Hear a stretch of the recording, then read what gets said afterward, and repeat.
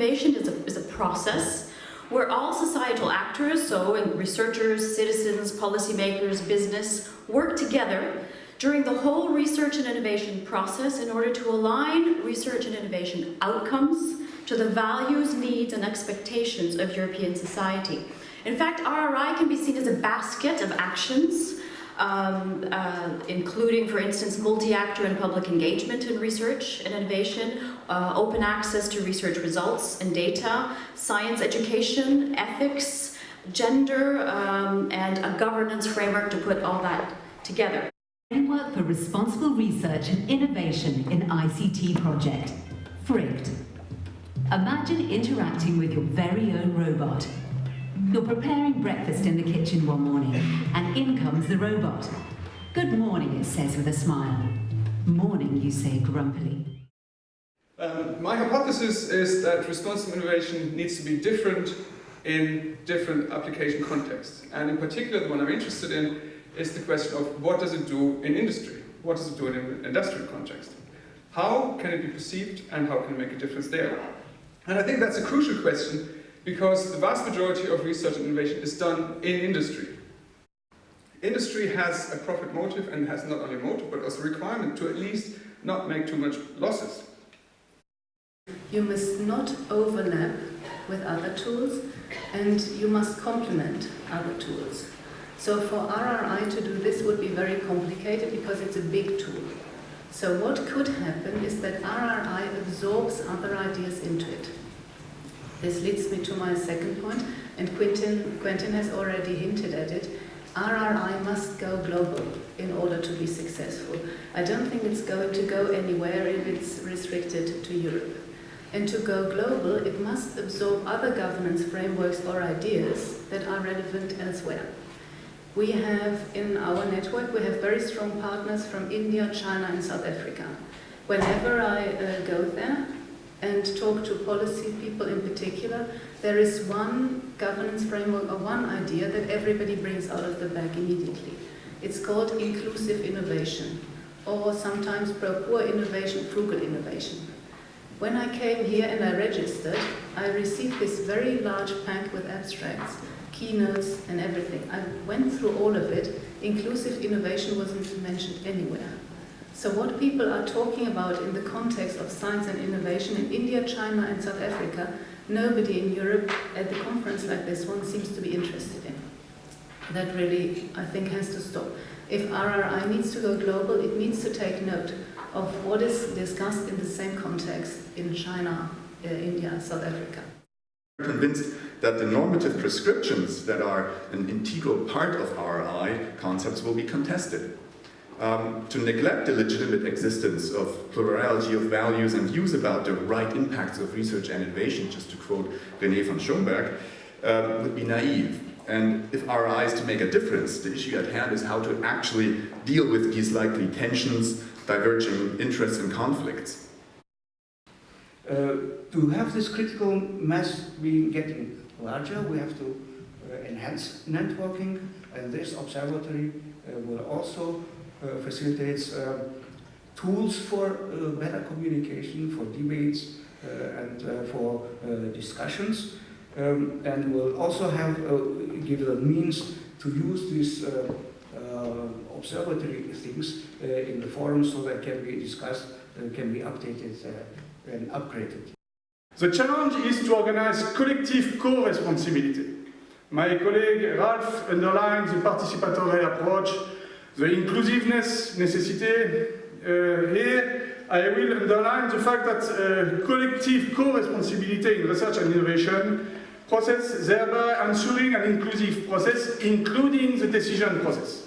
The issue is not to just have a consultation or participatory approach that is reducible to consultation, but really a co-construction, a co-decision. Most of the components of responsible innovation that we've heard about have been around for a long time. Prof said that in his presentation. Now, there's nothing new about technology assessment, research ethics, gender alignment. That's all well established, it's been around for decades. So what is new about it? I think, if anything is new about it, then it's the attempt to align and to bring these things into focus to go towards a shared goal. I can share some of the, at this stage, very, very tentative and admittedly very general insights that we got from looking at these different cases. Now, first would be, if governance and research is to be transformative according to the RRI philosophy, both capacity and capabilities building seems to be very important. This means that sufficient resources and means need to be put into place to support reflexivity and anticipation among the actors involved. The only thing I can underline is that there are a lot of terms, and a lot of terms that can be understood from researchers, from societal stakeholders and policy, especially from policy makers. So here you see there is different components, and ethics is one, of course, of the component.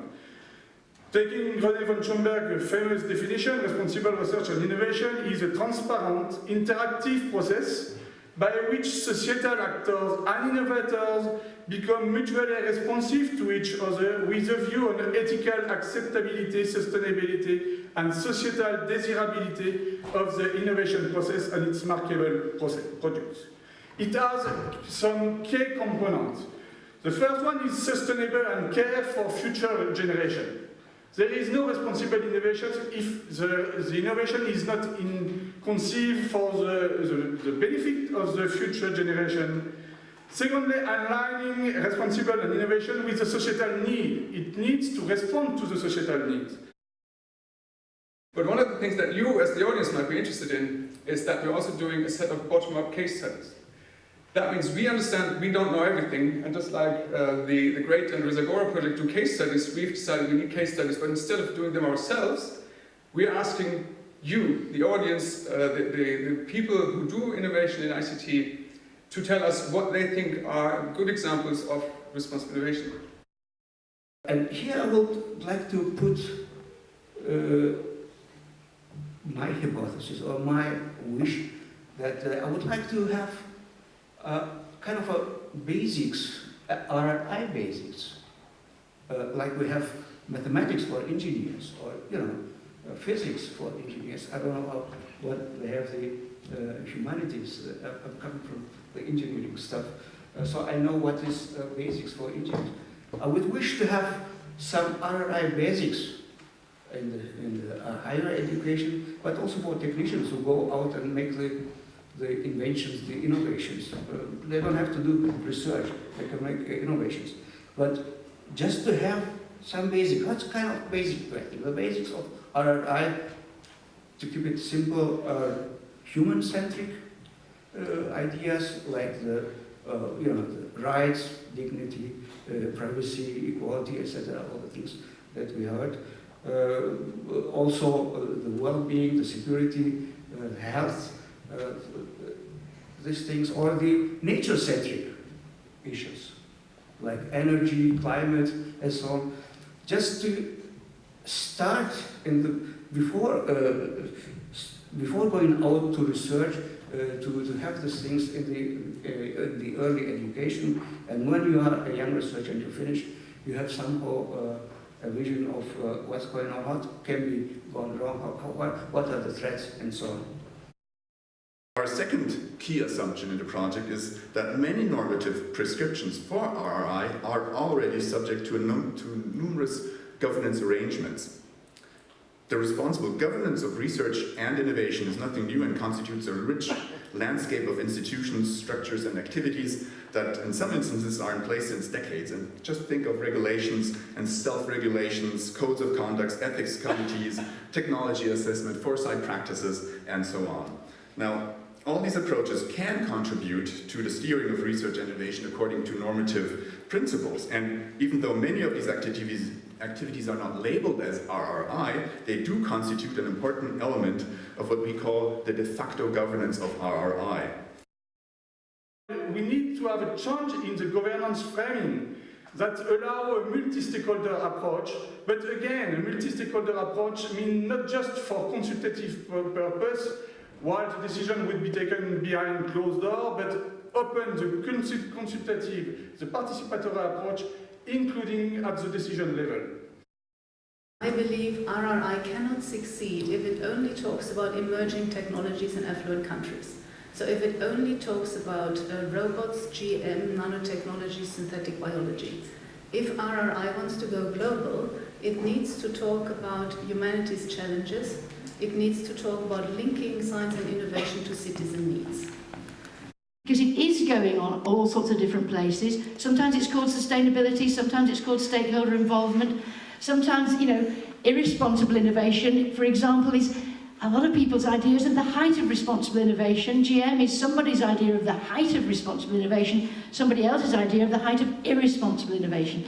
So we're not going to get this unified view of Europe's view of responsible innovation. So going back to that, what we can do is work with other people to think about how we play our own part. And therefore, if we then do that, we may start to have this wave of understanding, this wave of engagement, this wave of sort of innovations that do what responsible innovation might say, aspire to do, which is provide sort of solutions to the challenges that we've got facing us, but we can do it in a more inclusive way. So if we manage to do that, well, hey, that'll be good.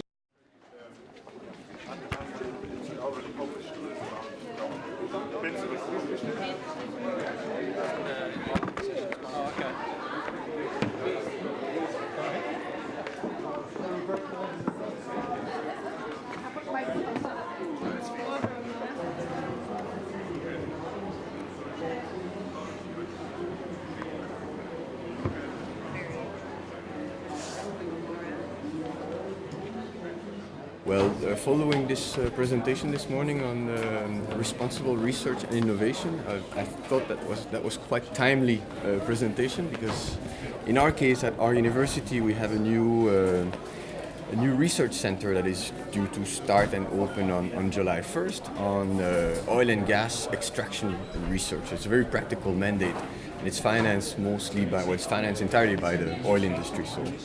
So basically, the question that I have for the RRI is really, or maybe a success criteria, is what kind of guidelines can they give to universities or people or countries on what is responsible research, and what about irresponsible research? I mean, there's no doubt that oil and gas extraction research could be very good for Denmark. I think we're going to make, whether we use the oil or not, the extra oil or not, we're probably going to make money out of this, which we can reinvest in green technologies.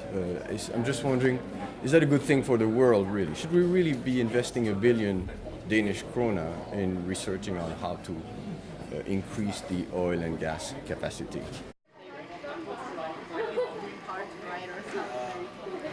That was an excellent question from the audience about what is new about RRI, didn't you think?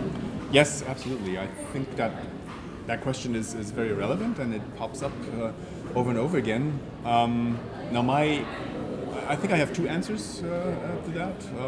One is, I think RI has a very integrative momentum, kind of ties, or at least it tries to tie together many of already existing practices and approaches. Call it technology assessment, call it foresight practices, all these elements of strategic intelligence. Those are things that RI tries to draw on and try to bind it together, not in the sense of fit for all purpose, but more kind of learning from results of technology assessment, learning from other insights, other perspectives, and trying to catch this multitude of perspectives, basically. So that would mean there is nothing new. The new thing is only the umbrella. Well, I think this integration is something new. It adds a new quality. That's definitely one thing. And I think there's also, in terms of substance, there's something new to it. I would even call it a paradigm change that is at least that might be underway. We'll see how it works out. Which basically means that the research and innovation systems, at least if we ask the promoters of RI, they should kind of change their perspective, their whole approach to conducting research and innovation. I think another aspect, I agree with everything you say, but I think another aspect of relevance is here that maybe it doesn't have to be novel. Maybe the question is sort of misleading. It doesn't have to be new in a completely overwhelming sense, but it's got to be relevant in a particular context. If you look, for example, at the literature on innovation, innovation is something that's novel in a new market. Now, it doesn't have to be completely new. If you take an existing technology to a new market, that would be innovation. And I think the same may be true for responsible innovation. Now, as long as it makes a difference in the sense that it allows different interpretation of what's going on, it may be new enough. But also, I think I actually agree with you. That's a good question to ask, whether one should even demand novelty all the time. But if one rolls it out globally, then there are new elements. So, for instance, in China, there is a big debate about scientific integrity and research ethics. And at the same time, there is a big debate about pro-poor innovation. In between, things like participatory technology assessment, these highly time-consuming and highly expensive exercises are not taking place, and there isn't much debate about it. But Europe could learn from the pro-poor focus, and the debate about scientific integrity globally might also lead to interesting results. So it morphs into novelty by moving from one context to another. Yes.